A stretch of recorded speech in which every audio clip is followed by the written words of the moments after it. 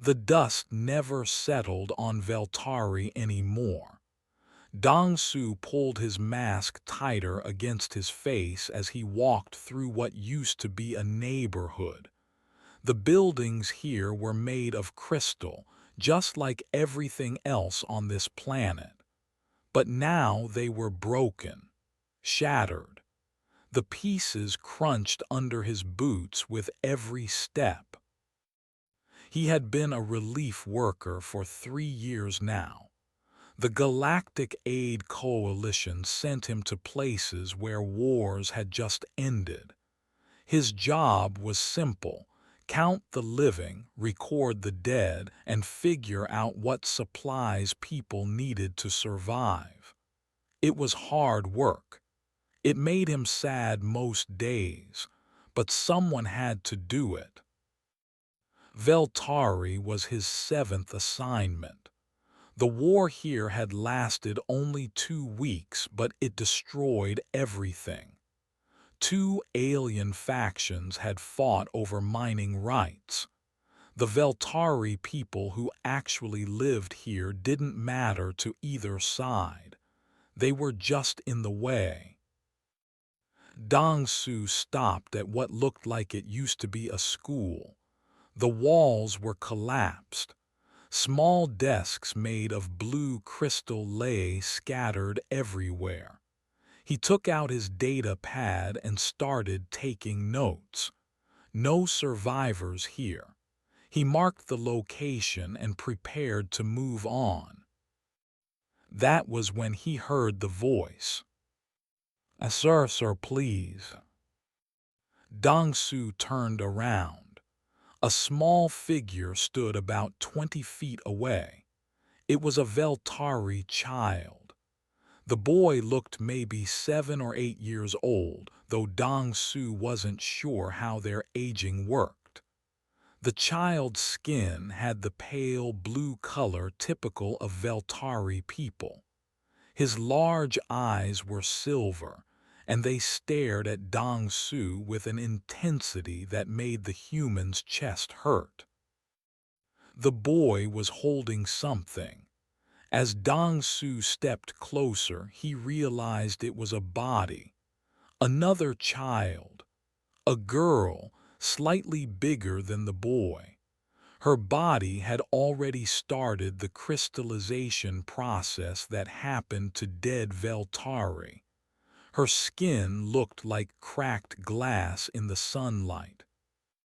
"Hello," Dong-su said softly. He knelt down to be at the boy's eye level. "Are you hurt?" The boy shook his head. His thin arms trembled as he held his burden. "Sir, can you bury my sister?" The words were spoken in broken galactic common, the language most species use to communicate across the stars. The boy's accent was thick, but Dong-su understood him perfectly. "Your sister?" Dong-su asked gently. "Liz, her name is Liz. She died saving me 3 days ago." The boy's voice was surprisingly steady for someone so young. "I need to bury her before the sun goes down, but I am too small. I cannot do the ritual alone." Dong-su felt his throat tighten. He had seen many terrible things in his 3 years as a relief worker. Dead children were the worst. Every single time they were the worst. He reached out slowly, telegraphing his movements so he wouldn't scare the boy. "What's your name?" he asked. "Pix." "Pix, I'm Dong-su. I'm here to help people." He paused. "I can help you bury your sister, but I need to know, where do your people bury the dead?" Before Pix could answer, Dong-su's communicator buzzed. He tapped it, and the holographic face of his supervisor appeared. It was Tech Var, a Korlani with dark purple skin and 4 eyes. 2 of those eyes narrowed when they saw what Dong Su was looking at. "Worker Dong Su, what are you doing?" Tekvar's voice was sharp. "I found a survivor, sir. A child. He needs help burying his sister." "Step away from the body immediately." Tekvar's command was clear. "Do you not know about Veltari decomposition? The crystallization releases toxic spores. It is dangerous for most species, especially mammals like yourself." Dong Su glanced at Pix. The little boy was watching him with those silver eyes, waiting, hopping. "I have protective gear, sir," Dong Su said. "That gear is not rated for prolonged exposure. This is a direct order, Worker Dong Su. Move away from the contaminated remains and continue your survey. We will send a specialized disposal team later." "Disposal team," Dong Su repeated. His voice came out harder than he intended. "Sir, this is a child asking for help with a funeral, not garbage that needs disposing of." Tekvar's face darkened. "Do not test me, human. We have protocols for a reason. The child will survive without his ritual. You might not survive exposure to those spores. Follow orders." The communication cut off.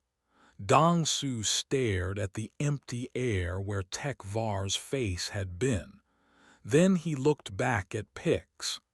The boy had lowered his eyes. His small body sagged with disappointment. He had obviously understood enough of the conversation to know what it meant. "Come on," Dong Su said, making his decision. He stood up and adjusted his gear. "Show me where we need to go." Pix's head snapped up. "You will help, even though your commander said no." "Yes, but you could get in trouble." Dong Su smiled behind his mask. "Probably, but you asked me a question and you asked nicely. 'Sir, can you bury my sister?' That's all you said. And the answer is yes, I can, so I will." And for the first time, something like hope flickered across Pix's face. "Thank you, sir. Thank you so much. Just call me Dong Su. And we need to move fast if we have to do this before sunset, right?" Pix nodded quickly. "Yes, we must reach the singing stones before the sun touches the horizon. It is the only way. If we do not, Liz will be lost forever. Her spirit will wander and never find rest." Dong Su didn't know much about Veltari beliefs, but he recognized genuine fear in the boy's voice. Whatever these singing stones were, they mattered. A lot. "Then let's not waste time," Dong Su said. He looked down at Liz's crystallizing body. "Pix, I need you to guide me, but I should carry her. You're tired and we might need to move quickly. Is that okay?" Pix hesitated for only a moment before nodding. "Veltari do not usually let other species touch our dead, but Liz would understand. She always said humans were strange but kind. She met one once at the market before the war. He helped her when she dropped her school supplies." "She sounds like she was smart," Dong-su said softly. She was the smartest, Pix said. His voice cracked just a little. She knew everything. She was going to be a crystal singer. Everyone said so. Dong-su carefully took Liss's body from Pix's arms. She was lighter than he expected. The crystallization made her feel fragile, like she might shatter if he wasn't careful. He secured her against his chest as gently as possible. "Which way?" he asked. Pix pointed toward the hills in the distance. 3 kilometers, through the broken zone.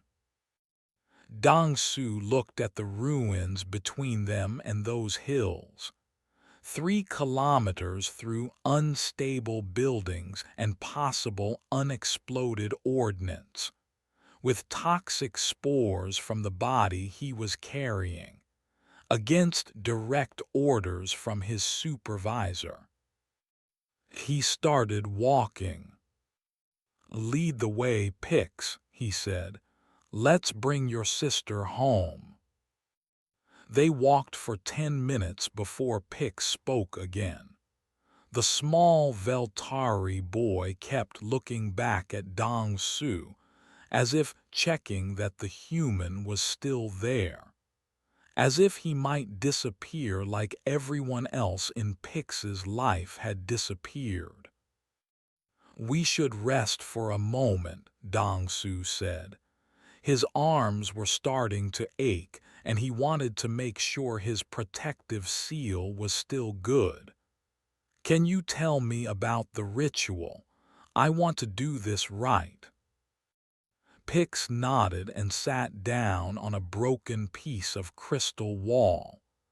Dong-su carefully laid Liss's body on a flat surface, making sure she was secure. He checked his exposure meter. The spores weren't too bad yet, but they were building up. He had maybe 3 hours before his gear started to fail.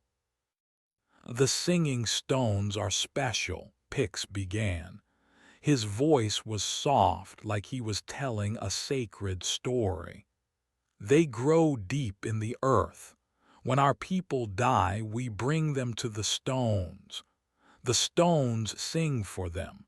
They sing the dead person's spirit into the next world." "That sounds beautiful," Dong-su said honestly. "It is. I have heard it once when my grandfather died. The stones made sounds like—" Pix struggled to find words. "Like wind and bells and crying all at once, but happy crying. Do you understand?" Dong-su thought about funerals back on Earth. He thought about his own brother's funeral years ago.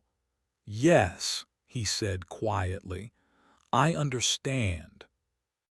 "But the ritual is complicated," Pix continued. His face grew worried. "The body must be washed with morning dew.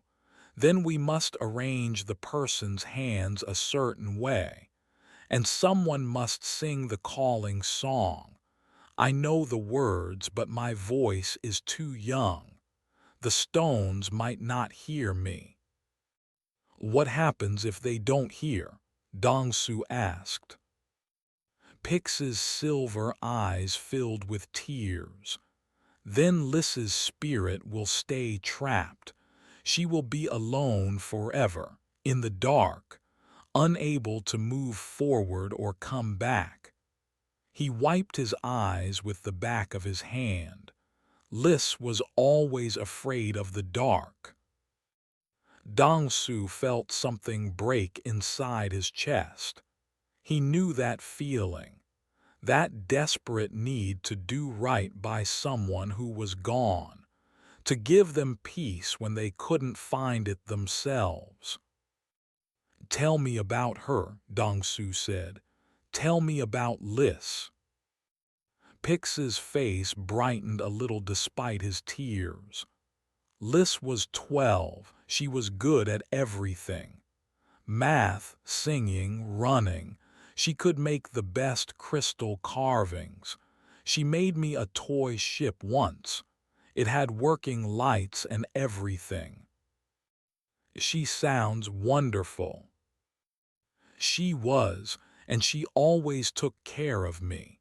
Pix's voice dropped to a whisper. When the attack came, we were at home. The building started falling. Liz grabbed me and pushed me into the water cistern in the basement. She told me to stay under the water, to hold my breath and not come out until everything was quiet. Dong-su waited. He could see Pix needed to tell this story. I stayed under for so long, my lungs hurt, but I stayed because Liz told me to. When I finally came out, she was there. The ceiling had fallen on her. She was already gone. Pix's voice shook. She died keeping the entrance to the cistern clear. She died making sure nothing fell on me. She loved you very much, Dong-su said gently. I know. That is why I must do this right. She deserves the proper ritual. She deserves peace. Dong-su stood up. His legs were stiff from kneeling and his back hurt from carrying Liz. But none of that mattered. Then we will do it right. We will get her to the singing stones and we will make sure they hear her. I promise you, Pix. The boy looked up at him with such trust that Dong-su felt the weight of it. This child had lost everything. His sister, his home, probably his parents too, though he hadn't mentioned them.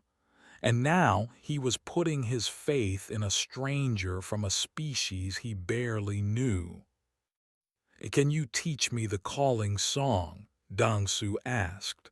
While we walk. Pix nodded eagerly. Yes, I can teach you. It is in Old Veltari, so the words will be hard, but I will help you. They started walking again. Dong-su adjusted his grip on Liz, making sure he held her with respect. As they moved through the ruins, Pix began to sing. His voice was high and clear, even when it cracked with emotion. The words made no sense to Dong-su, but he listened carefully. He tried to memorize the sounds, the rhythm, the way Pix's voice rose and fell. It was unlike any earth music he knew. It had a strange, almost crystalline quality to it, like the sound rang and echoed even after the note ended. Now you try, Pix said after singing it through twice. Dong-su tried. He really did. But his human vocal cords couldn't make the same sounds. His version came out flat and rough. Pix giggled despite everything, and Dong-su found himself smiling too. I sound terrible, Dong-su admitted. Yes, Pix agreed, but you are trying. Liz always said trying was important. She said it mattered more than being perfect. They practiced as they walked. Dong-su never got it right, but he got better. At least now he could make sounds that were close to the right ones. Pix seemed satisfied with that. The landscape around them grew more dangerous. They had to climb over collapsed buildings and navigate around deep cracks in the ground. Once, Dong-su heard the whine of a coalition patrol ship overhead. He quickly ducked into the shadow of a destroyed tower, pulling Pix with him. They waited until the ship passed. "Why are you hiding from your own people?" Pix asked, confused. "Because they would make me stop helping you," Dong-su said. "They would take Liz away and say it was for safety. But you need this. You need to say goodbye properly. So we're going to avoid them. You will get in big trouble for this." "And probably." "Why would you do that? You do not know me. You do not know Liz." Dong-su looked at the small blue boy staring up at him. How could he explain? How could he make Pix understand that some things mattered more than following orders? "When I was young," Dong-su said slowly, "I had a little brother. His name was Yi-won. He was 8 years old. One day he got sick, very fast. We took him to the hospital, but it was too late. He died before we could say goodbye." Pix's eyes widened. "You lost your brother too?" "Yes, and I never got to do the things I wanted to do for him. I never got to tell him all the things I needed to say. I never got to make sure he was properly laid to rest in the way he would have wanted." Dong-su's voice was rough. "I don't have a time machine. I can't go back and fix that, but I can help you.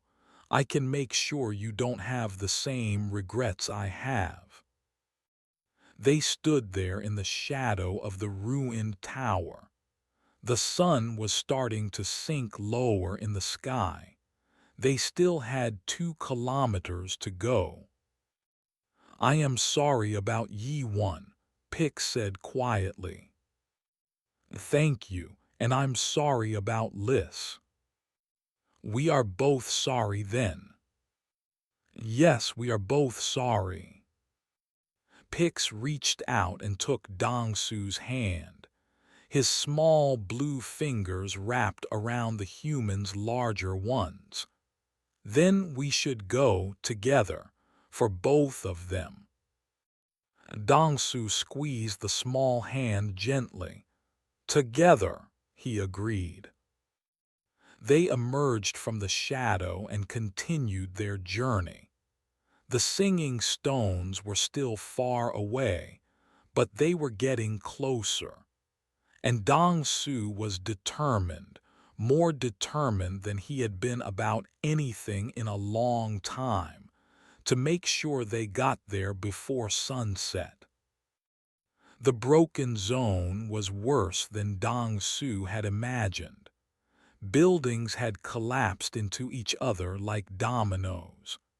The crystal structures that once stood tall and beautiful now formed a maze of sharp edges and unstable surfaces. Every step required careful thought. Dong-su climbed over a fallen wall, adjusting his grip on Liz's body. His muscles screamed in protest, but he ignored them. Behind him, Pix scrambled to keep up. The small boy was tired. Dong-su could see it in the way he moved, but Pix never complained. "There used to be a park here," Pix said suddenly. He pointed to a flat area covered in crystal debris. "Liz and I would come here after school. There were floating crystals that made music when the wind blew through them. Liz could make them play songs, real songs, not just random sounds." "How did she do that?" Dong-su asked. He was trying to keep Pix talking. The boy needed the distraction. "She would touch them in a certain order and with the right pressure. It was a gift, Only some Veltari can do it. That is why everyone said she would be a crystal singer. Pix's voice was proud. Crystal singers are very important. They can heal people with sound. They can make buildings stronger. They can even talk to the planet itself. That sounds like magic. It is not magic. It is science. But it looks like magic. Pix smiled a little.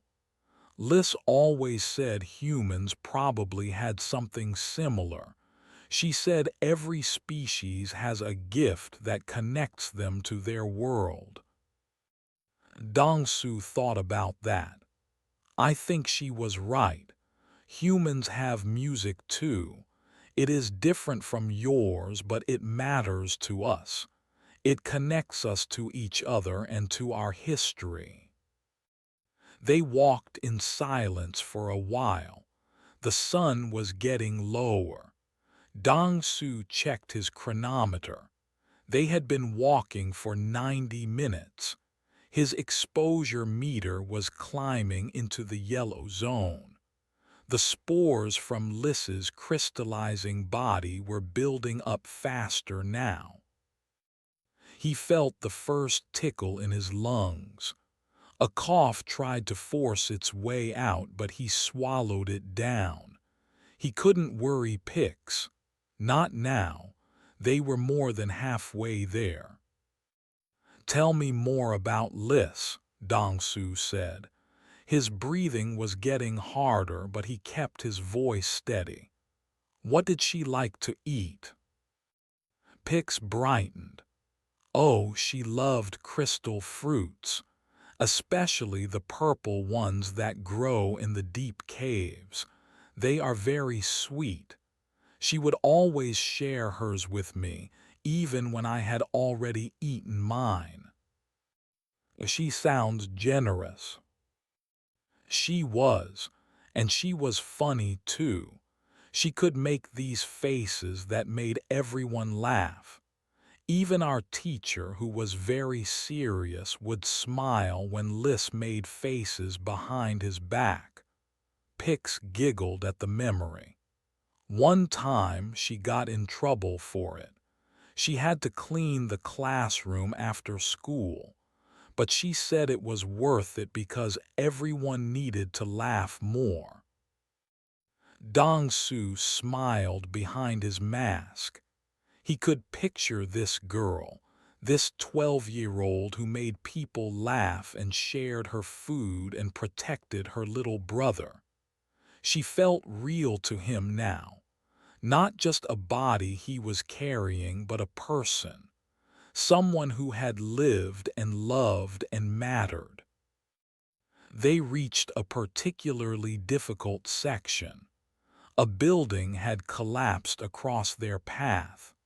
The only way forward was to go through it, climbing over and under the wreckage. Dong-su looked at the sharp crystal edges and the narrow spaces. This is going to be tricky, he said. I can guide you, Pix offered. I am small. I can find the safe path. Okay, but stay close. Pix slipped into the wreckage first. He tested each surface before putting his weight on it. He called back instructions to Dong-su, telling him where to step and what to avoid. It was slow work. Dong-su had to move carefully to protect Liss's body from being damaged. Halfway through, Dong-su's foot slipped. A piece of crystal cracked under his weight. He fell forward, catching himself with one hand while keeping Liss secure with the other. Pain shot through his palm. He felt something wet inside his glove. Blood. Are you okay? Pix rushed back to him. I'm fine, Dong-su lied. Just lost my balance. Keep going. But Pix had already seen the blood seeping through the glove. His silver eyes went wide. "You are hurt." "It is just a cut. Really, we do not have time to stop." "But, Pix," Dong-su's voice was gentle but firm, "we have less than an hour of sunlight left. If we stop now, we will not make it. This cut can wait. Liss cannot." The boy hesitated, then nodded. He looked guilty but determined. They continued through the wreckage. By the time they emerged on the other side, Dong-su was dizzy. The spore exposure was affecting him more now. His cough was harder to hold back. His cut hand throbbed with every heartbeat. "Look," Pix pointed ahead. "The hills, we are close." Dong-su looked up. The hills were maybe a kilometer away now. He could see dark shapes on the slopes. The singing stones, probably. They looked like tall spires of black crystal reaching toward the sky. "We are going to make it," Dong-su said. Or maybe he was just telling himself that. They pushed forward. The ground started to slope upward. Each step became harder. Dong-su's legs felt like they were made of lead. His lungs burned. The cough he had been holding back finally escaped. Once it started, it did not stop. He bent over, trying to catch his breath. "Dong-su," Pix grabbed his arm. "What is wrong?" "The spores," Dong-su managed between coughs. "They are affecting me, but I am okay. We just need to keep moving." "Maybe you should put Liss down. Rest for a moment." "No, if I put her down, I might not be able to pick her up again." Dong-su forced himself to stand straight. "Come on, we are so close." They started up the hill. Every step was a battle now. Dong-su's vision started to blur at the edges. He focused on Pix's small back in front of him. Just follow Pix. Just keep walking. Just get to the stones. "I wish I could carry you," Pix said. His voice was thick with tears. "You have done so much for us, for me and Liss, and you are getting hurt because of it." "This is my choice," Dong-su said. Speaking made him cough again, but he pushed through it. "Your sister saved you because she loved you. You asked me for help because you loved her. I am helping because that kind of love matters. It matters more than anything. Even more than your health, your job." "Yes." "Why?" Dong-su thought about Yi-won, about the regrets he carried, about all the times he had followed rules and protocols and let the wrong things stop him from doing what was right. "Because I learned something," he said. "I learned that we do not get many chances in life to really help someone, to really make a difference. When those chances come, we have to take them, no matter what it costs." They crested a rise, and suddenly the singing stones were right in front of them. There were dozens of them, maybe hundreds. Tall black crystals that seemed to absorb the fading sunlight. They stood in a grove, arranged in patterns that looked random but felt intentional. "We made it," Pix whispered. "We actually made it." Dong-su took 3 more steps and then his legs gave out. He fell to his knees, still holding Liz. He refused to drop her. Not now. Not after everything. Dong-su. Pix was at his side immediately. "I am okay," Dong-su said. His voice was barely a whisper now. "Just need a moment. Where should I place her?" Pix looked around. His face was scared but focused. "There, that stone in the center. Can you make it that far?" It was maybe 30 feet away. Dong-su looked at the distance. It might as well have been 30 miles. "Yes," he said, "I can make it." He stood up. His body protested every movement. His lungs felt like they were on fire. His vision swam, but he took one step, then another, then another. 20 feet. 10 feet. 5. He reached the central stone and gently, so gently, laid Liz down at its base. Her crystallized body caught the last rays of the setting sun. She looked peaceful, beautiful even. "Good," Dong-su said.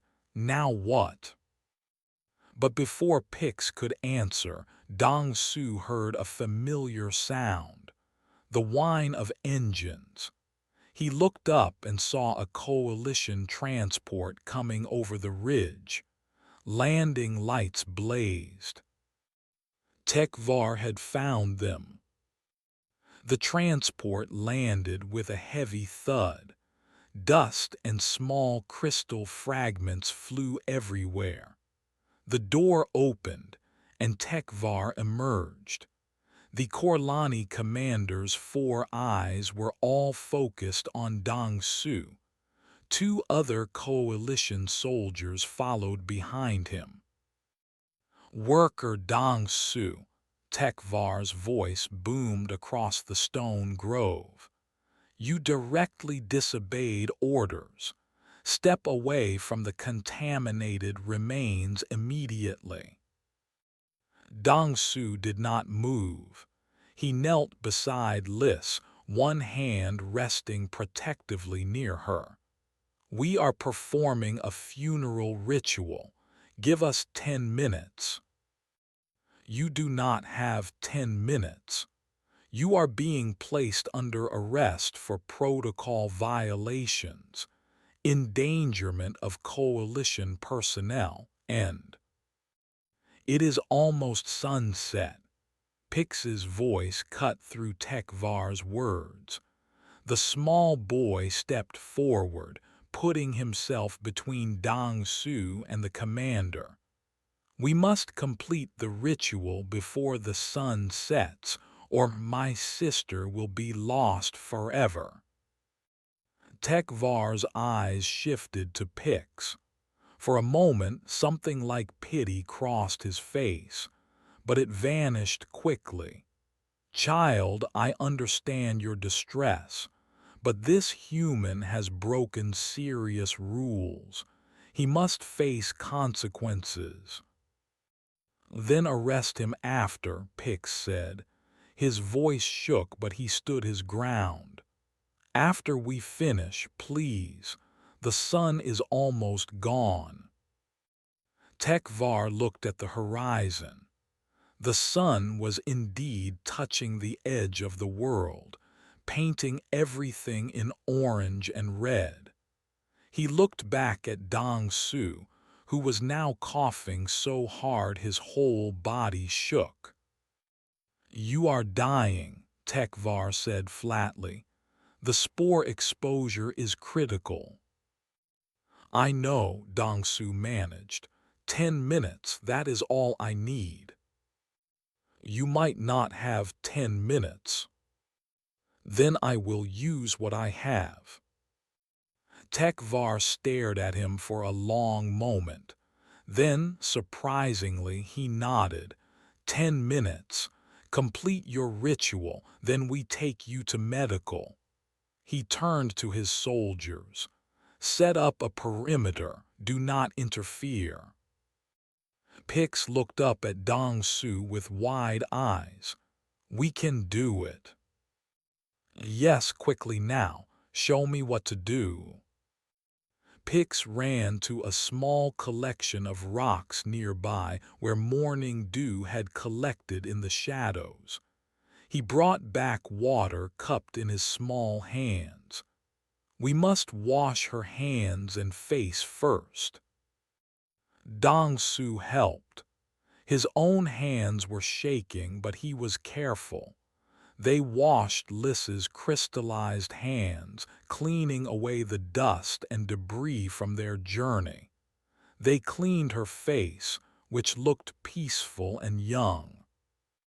"Now we must arrange her hands," Pix said.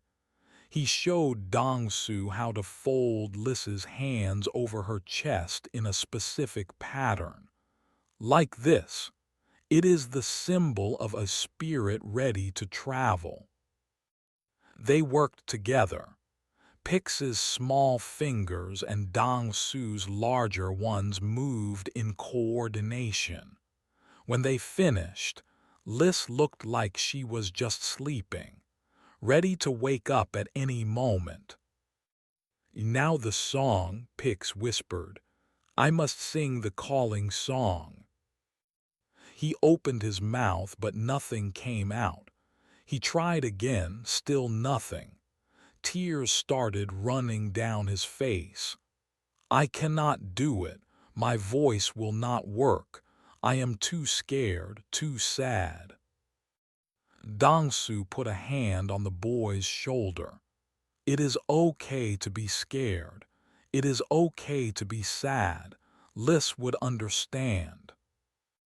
"But if I do not sing, she will be lost." "Then I will sing," Dong Su said. "But you do not know the words properly. You cannot make the right sounds." "No, but I can try. And trying is what matters, remember. Liss said so." Dong Su looked at the singing stones around them. They stood silent and dark like they were waiting. He thought about Yi One, about all the things he never got to say, about all the regrets he carried. He began to sing. The words came out wrong. His pronunciation was terrible. His human voice could not make the crystalline sounds that Veltari voices could make, but he sang anyway. He sang the calling song that Pix had taught him, making it as close to right as he could. And something happened. The stones began to hum. It started with the central stone, the one where Liss lay. A deep vibration that Dong Su could feel in his bones. Then the stones around it began to join in. The sound grew and grew, building like a wave. "What is happening?" Dong Su stopped singing, amazed.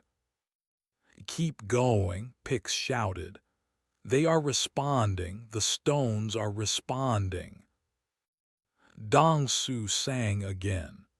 His voice was weak and broken from the coughing, but he poured everything he had into it. He sang for Liss, who died protecting her little brother. He sang for Pix, who had asked for help so politely. He sang for Yi One, for all the goodbyes he never got to say. The stone's song grew louder. The sound was like Pix had described, wind and bells and crying all at once. But there was something else in it too, something Dong Su had never heard before. It sounded almost like harmonics, like the stones were singing not just for Liss, but in response to Dong Su himself.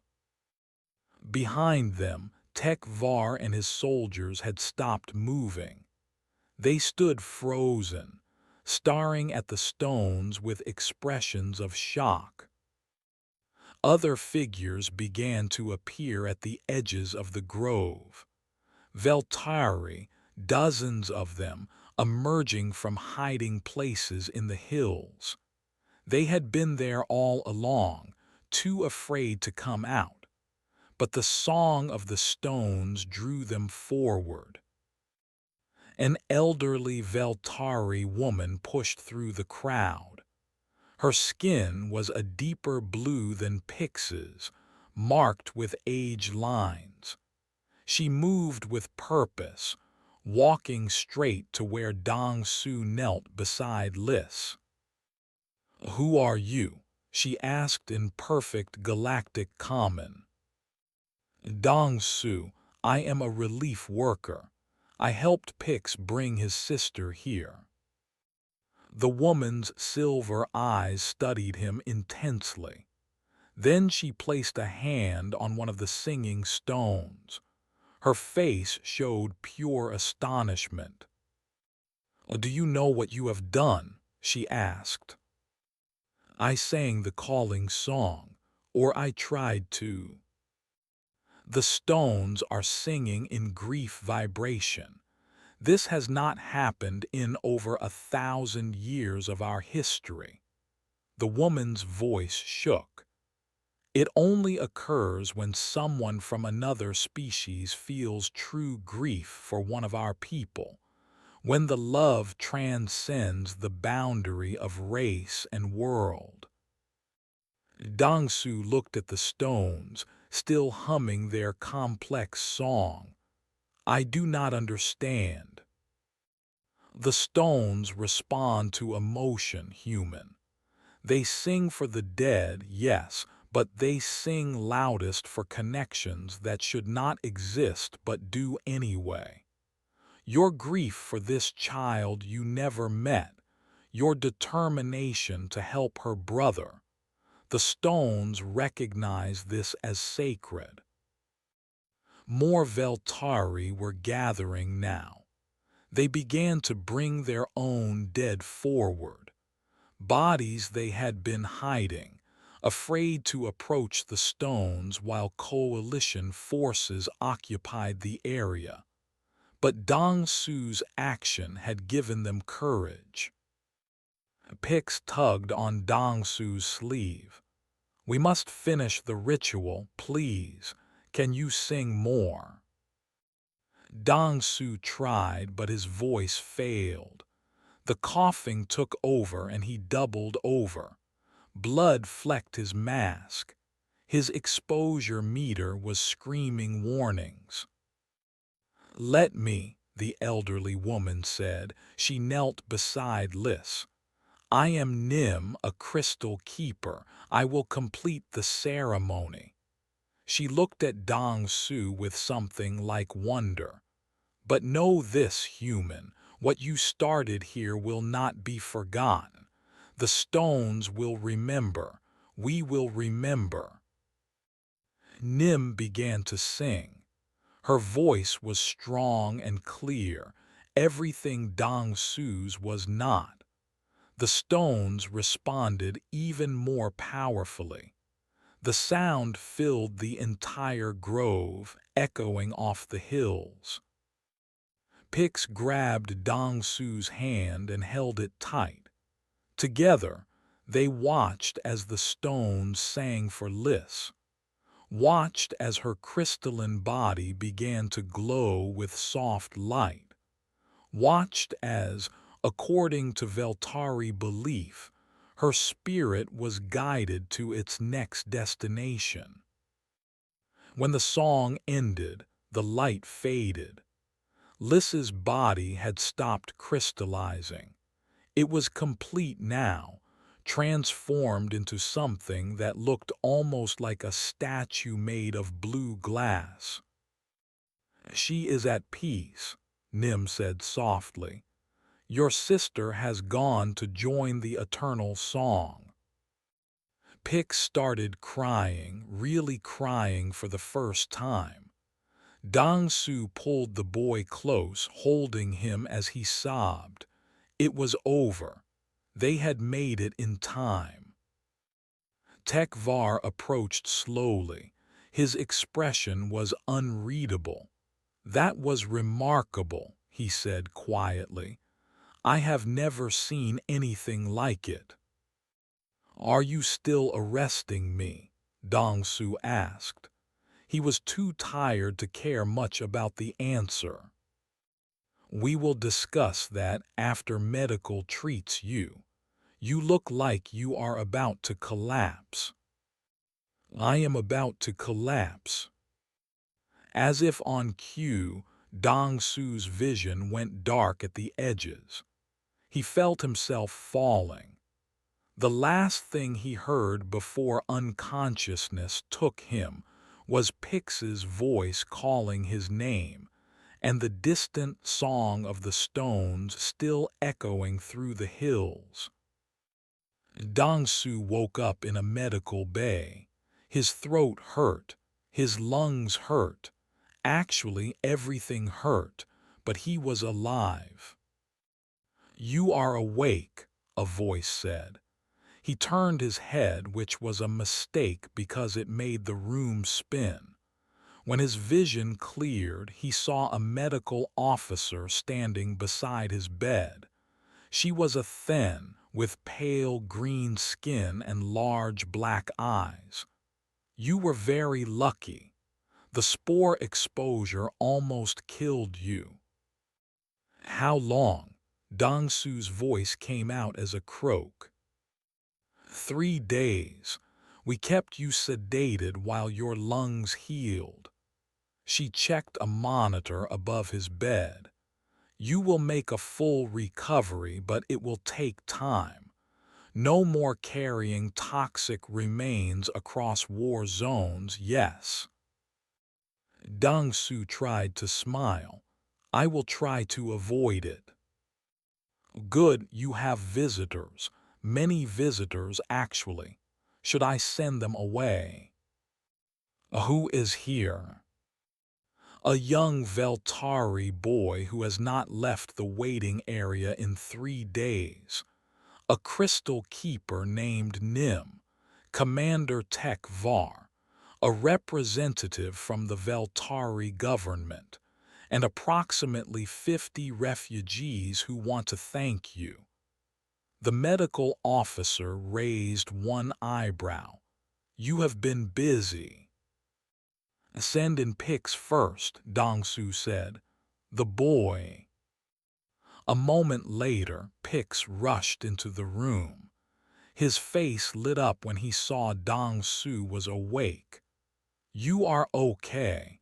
They said you would be okay, but I was still worried." "I am okay," Dong Su confirmed. "Thanks to good doctors, how are you?" Pix climbed into the chair beside the bed. "I am good. Nim has been taking care of me. She says I can stay with her until we figure out what to do next. She lives in the northern settlements where the war did not reach." "That is good. I am glad you are safe." "Dong Su, something amazing has happened.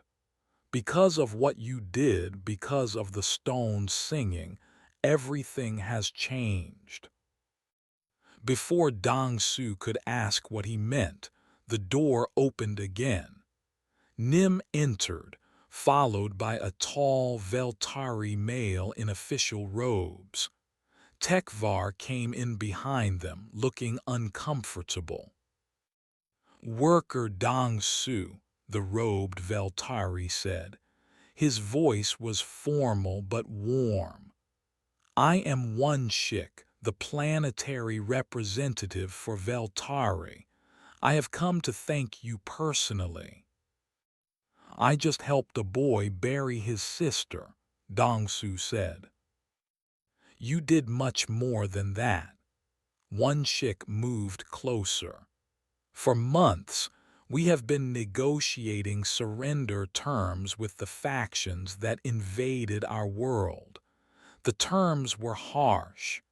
We would lose our sovereignty, our resources, our way of life. We had no leverage, no hope. I do not understand what that has to do with me. When word spread of what you did, a human risking his life to honor our funeral customs, it changed everything. The refugees began talking. They recorded the stone's song and shared it across our communication networks. By the next morning, every Veltari in the system had seen what happened. Nim stepped forward. The singing stones had not performed grief vibration in over a millennium. It is the most sacred event in our culture, and it happened because of you. Because you saw one child's grief as important enough to risk everything. One Shik continued. We took this to the negotiation table. We said if the other species in the galaxy can see our worth, if humans can risk themselves for our customs, then we deserve better terms. We deserve respect. And it worked, Dongsu asked. It worked. The factions agreed to withdraw. The coalition agreed to oversee free elections and protect our sovereignty. We keep our resources and our way of life. One Shik's voice grew thick with emotion. You saved more than one little boy's sister, Dongsu. You saved our entire world. Dongsu did not know what to say. He had just wanted to help Pix. He had just wanted to do one thing right, to not let someone else carry the regret he carried about his own brother. Tekvar spoke for the first time. There is still the matter of the protocol violations. Dongsu nodded. I understand, I broke the rules. You did, and there must be consequences. Tekvar's four eyes all focused on Dongsu. However, given the circumstances and the outcome, the coalition has decided on a lenient response. You will receive a formal reprimand on your record, nothing more. That is very fair, Dongsu said, surprised. It is more than fair. Many people spoke on your behalf, including me. Tekvar's expression softened slightly. What you did was reckless and dangerous, but it was also the right thing to do. Sometimes those two things overlap. I am learning to recognize when that happens. Thank you, Commander. Over the next few days, Dongsu's room became a gathering place. Refugees came to thank him.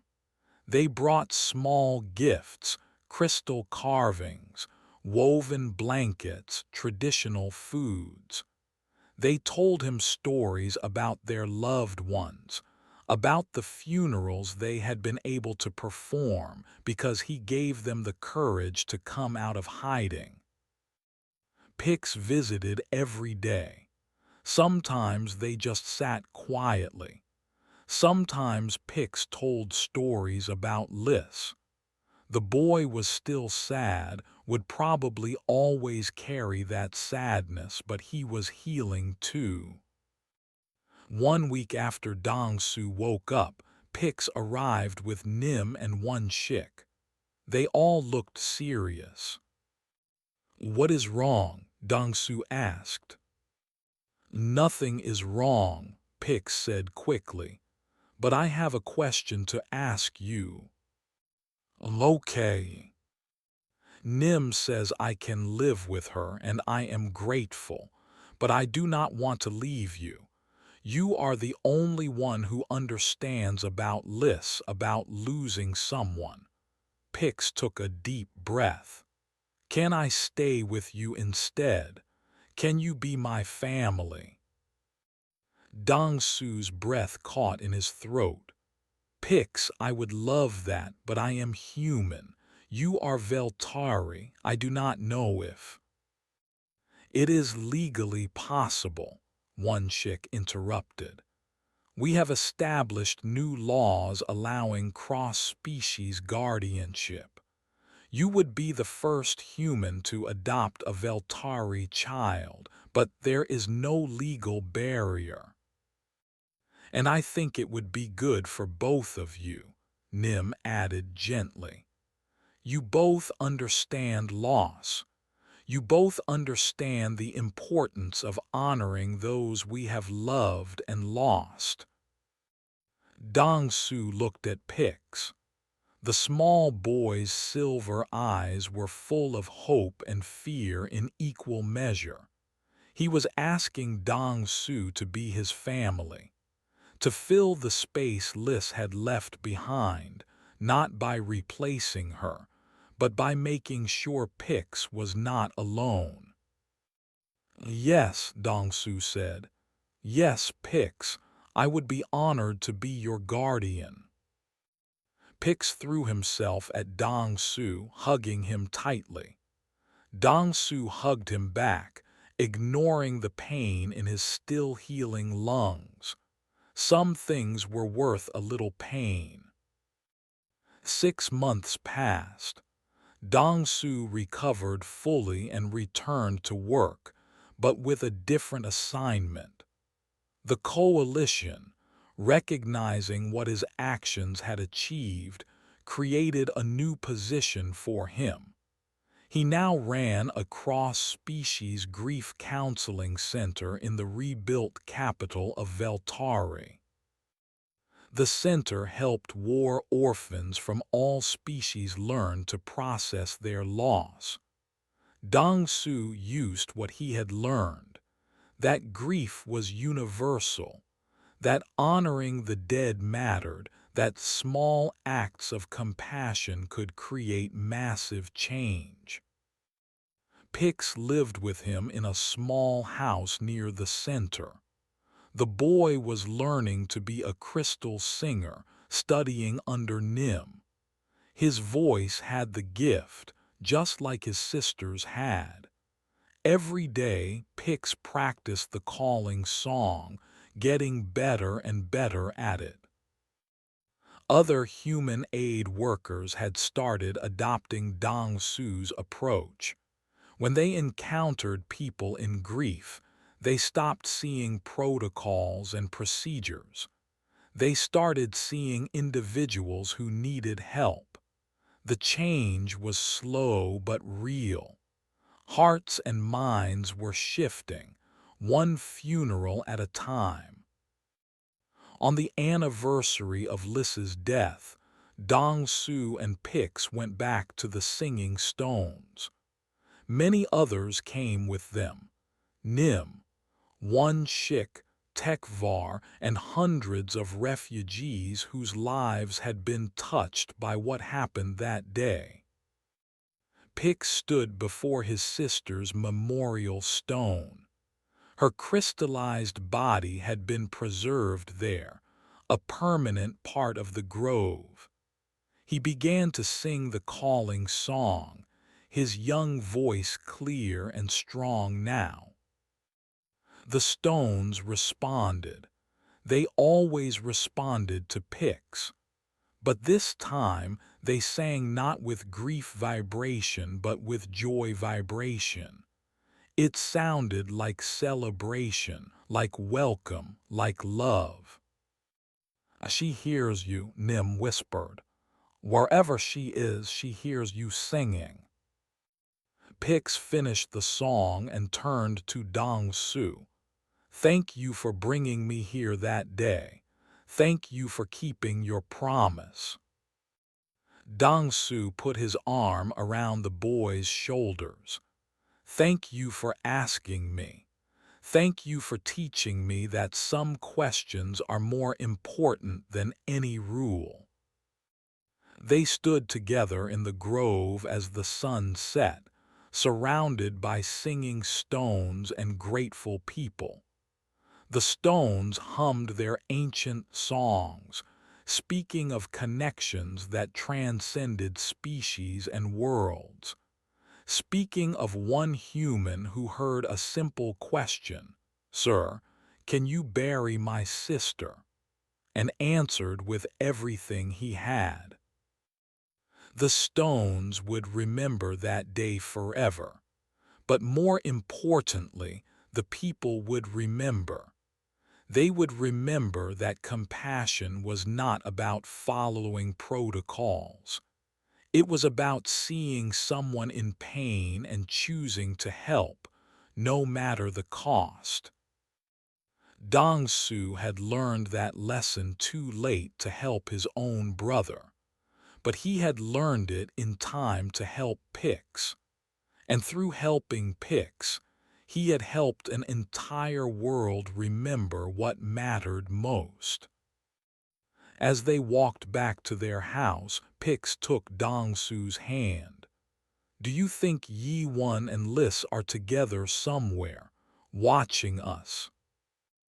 Dong-su thought about it. He was not sure what he believed about the afterlife, but he knew what he wanted to believe. "Yes," he said, "I think they are proud of us. I think they are happy we found each other." "I think so too," Pix said. And in the distance, the singing stones hummed their agreement, their song carrying on the wind like a blessing.